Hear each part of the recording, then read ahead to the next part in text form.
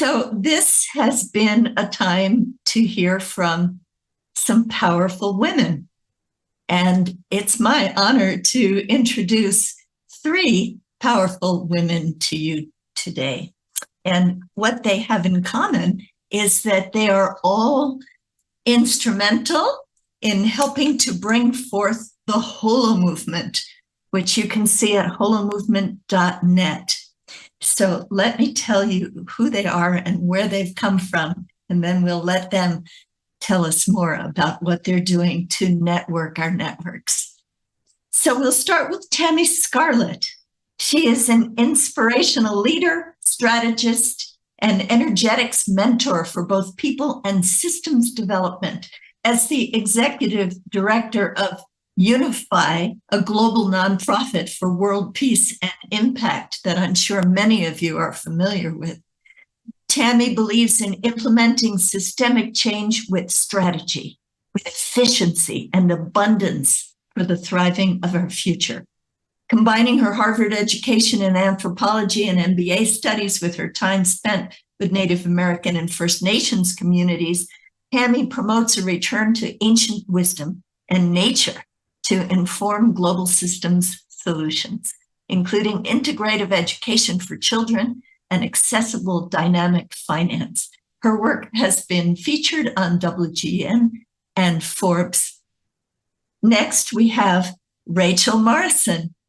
Rachel's passion for impact has led her to direct global partnerships, ask questions, and develop teams that bring the possibility of inspired vision into grounded, motivated action. She's dedicated to global health and bringing the body of humanity back into balance with all of life. Rachel brings her diverse background and insights to support community systems and collective intelligence to create a generative future. She's been a pioneer in regenerative culture and is a strong advocate for redefining the value of the planet through meaningful connection. This unique approach has taken Rachel into joint ventures, unified efforts, and systemic change initiatives at the forefront of innovation in the fields of community building, technology, market-ready development, large-scale social impact events, virtual economies, media, and regenerative education. She's an avid writer, a ghostwriter, a content advisor, a speaker, a panelist on all of these topics, bringing an added emphasis to the importance of exponential creativity and audacious communication. And Rachel's also been honored as a prayer keeper to Indigenous councils for select events. And then our third amazing woman is Reverend Paulette Pipe. She is a gifted meditation teacher who's best known as the host of Touching the Stillness, the popular podcast for meditation, mindfulness, and spiritual practice.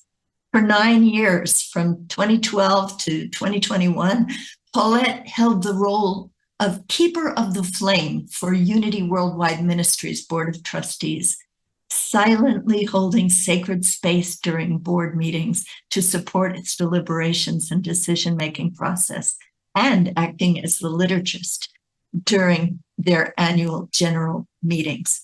She is also a member of the Evolutionary Leaders Circle, a project of the Source of Synergy Foundation, and she currently serves as our Keeper of the Flame. She's a British-born native, currently residing in Lee Summit, Missouri, and we love her very much. So we now have Paulette, Rachel, and Tammy. Hello, everyone. I'll begin. Thank you very much for that introduction, and thank you, Ben, and all of those involved in the symposium. It's my honor to begin our session as Keeper of the Flame for both the evolutionary leaders and the Holomovement by demonstrating one of our purposes. We believe in the Holomovement that, as Linda was speaking to earlier, that part of what we're doing in this network of network evolution, it has to come from the implicate order, the internal order, the inner realm where we connect with the cosmos or the divine or whatever name or nature we know it to be. And then it's from there that the action comes, from the inner to the explicate order into the outer. So I want to demonstrate that by pulling that golden thread that Julie helped us weave at the beginning of this session and taking us a little deeper so that as Tammy and Rachel share with you today, I will hold that sacred space, but we will do it together as we pull that thread in a moment of stillness. So I invite you, wherever you are, to just turn your attention inside. Allow your attention to drop down to your heart space at the center of your being. And as you take in your big breath into your heart, you're breathing in the cosmos. And as you exhale your breath all the way out, you're letting out that energy of love and order. And that way we come into entrainment. We come together in our implicate order. And there we connect our intentions, heart to heart. And we are also open and receptive to what is ours to do, what is our sacred action to take. There's a beautiful song by Muriel Burrs that says, "How would I treat myself if I knew I was sacred? How would I love myself if nothing was wrong?" We'd enjoy what's on the inside and sing to the world a beautiful song. So breathe in your dragon breath, exhale your breath as we pause in the stillness of the silence.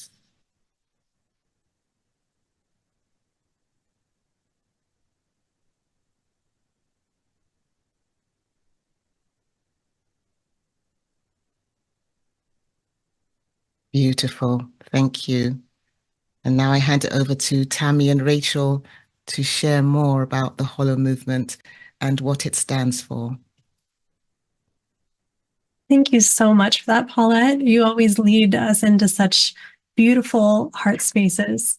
And that was just what I needed this morning. So thank you.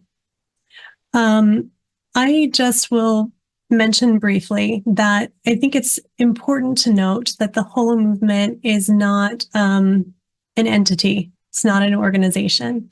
And that's part of what really drew me to being involved in the beginning, is that David Bohm's work was talking really about systems and how we work innately as fractals of nature. And holons coming into Holomovement is this sort of evolutionary way of being. And it's actually a methodology for evolution, right?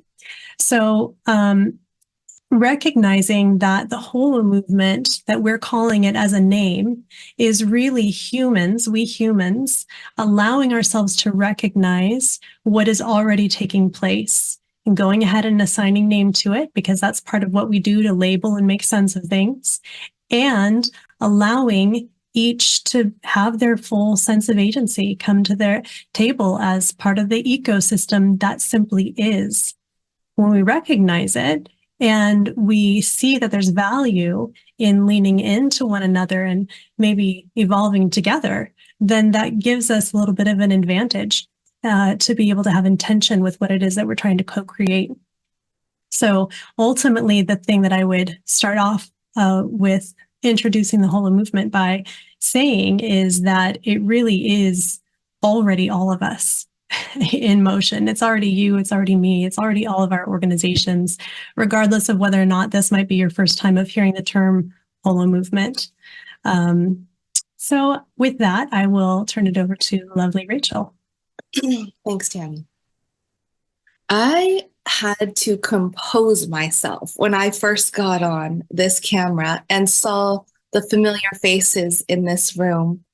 And I was just taken away by the amount of kinship and connection and gratitude that I was having just flow through me. I was so not expecting to see so many familiar faces. So this was such a lovely surprise to see everyone. And yes, I have things to say about Holomovement, and this is part of Holomovement too.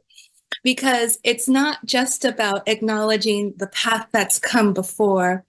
And I remember being so young and so inspired, and so many people in this room were like, hey, nice to meet you for the first time.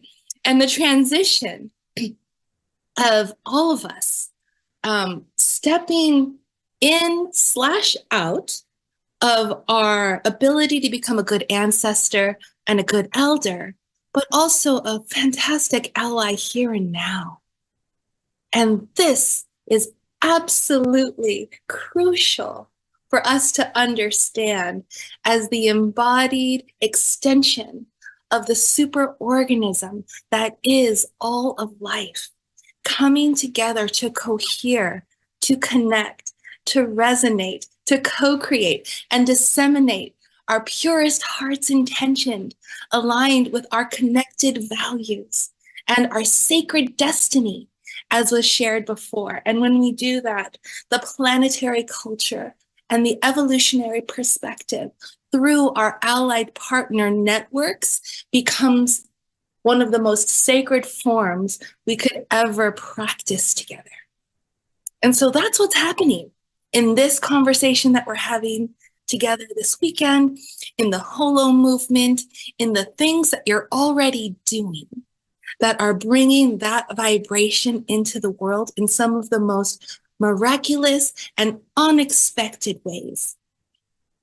And so, because of that, we get to invite everyone here, everyone out there, and especially us in here, into a community of practice where we get to discover what it's like to become a more authentic expression of that superorganism in resonance with the collective and embodying the voice of Gaia, the mission that we're bringing forward as most sacred, most cherished. And because of that, we're willing to do whatever it takes.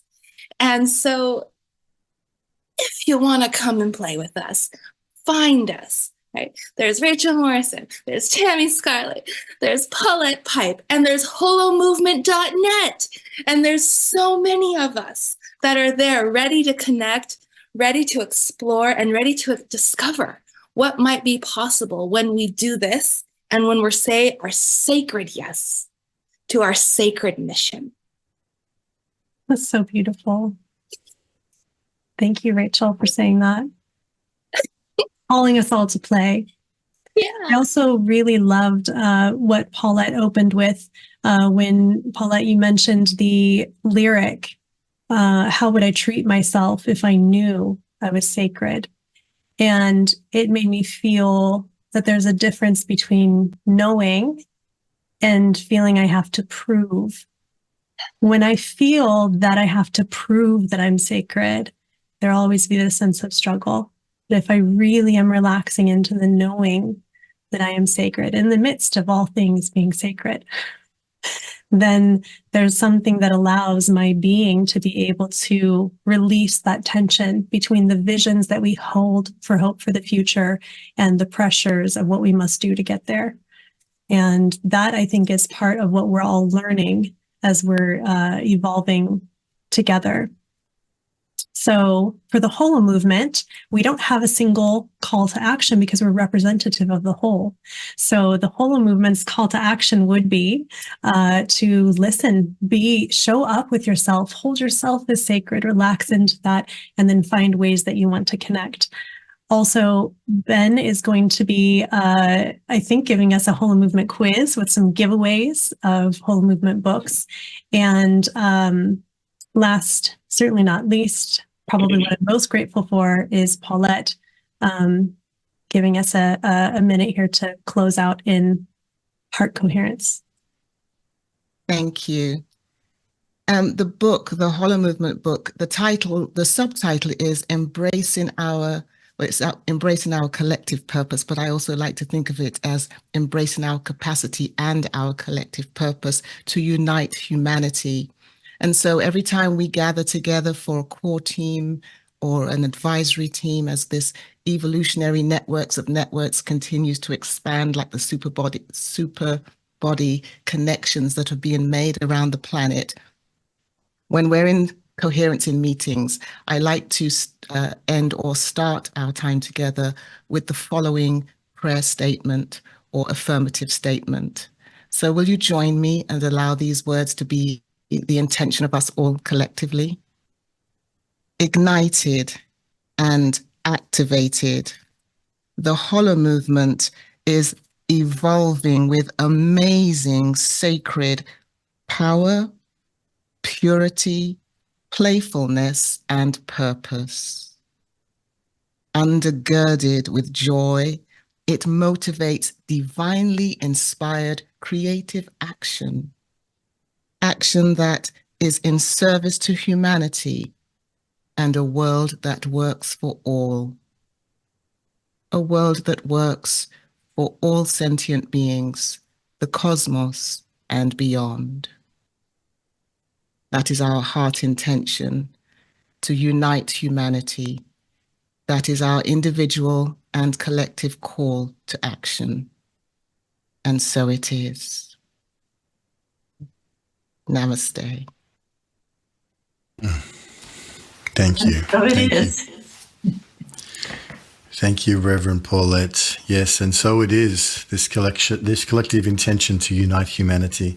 And thank you, Tammy and Rachel and Paulette, for that beautiful synthesizing of the Holomovement and what it's becoming, what it is. It's such an important emergent reality on the planet right now. Some of us were fortunate enough to be at the initial gathering in Sedona last year, and there are more events coming up around the world. Keep an eye out for the Holomovement. It's coming to a field near you because it is really that intention to bring and connect so many different elements together. So important. And the leadership of Emmanuel and Laura and everybody involved, we give thanks. And thank you for representing and doing such a beautiful job, Paulette, Tammy, and Rachel. Remember what brought you here in the first place. You were born to uplift and help others in their time of need. What you do and think and feel matters more than you'll ever know.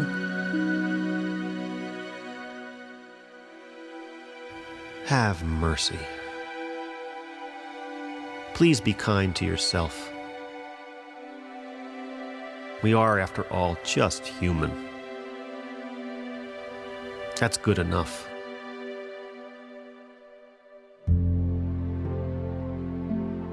What's needed is your presence, your love, your caring, all these things that you might think are not enough are exactly what is needed.